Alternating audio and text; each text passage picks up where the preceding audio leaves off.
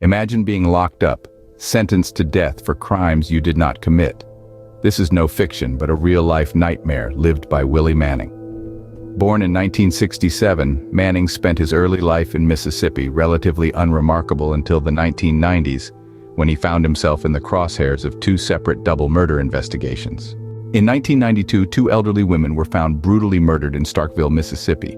The same year, two students at Mississippi State University also met a violent end.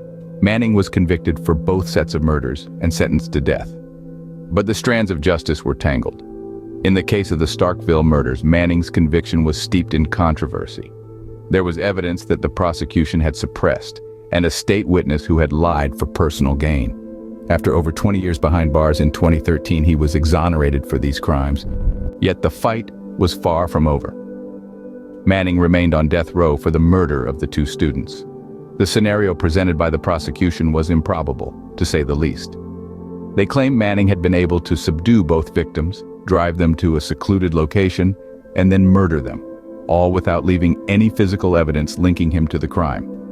An intriguing character in this tangled web was Paula Hathorne, Manning's ex-girlfriend. She played a crucial role in the investigation, providing contradictory statements that raised more questions than they answered. Was it a coincidence that she was rewarded handsomely by the state for her cooperation? Then there was the false testimony by informant Frank Parker. Parker claimed he had heard Manning confess to the murders, but his claims were later disproved by Henry Richardson, who clarified that Manning had never made such a confession. This intricate tale of Willie Manning serves as a stark reminder of the flaws in our justice system. A man was wrongfully convicted not once but twice based on suppressed evidence, false testimonies, and dubious investigative practices. Despite his exoneration for the Starkville murders, Manning's fight is far from over. He continues to challenge his conviction for the murder of the two students, a conviction that hangs like a shadow over his life. The story of Willie Manning is a rallying cry for justice, a stark reminder that the fight for fairness, transparency, and truth in our legal system is far from over.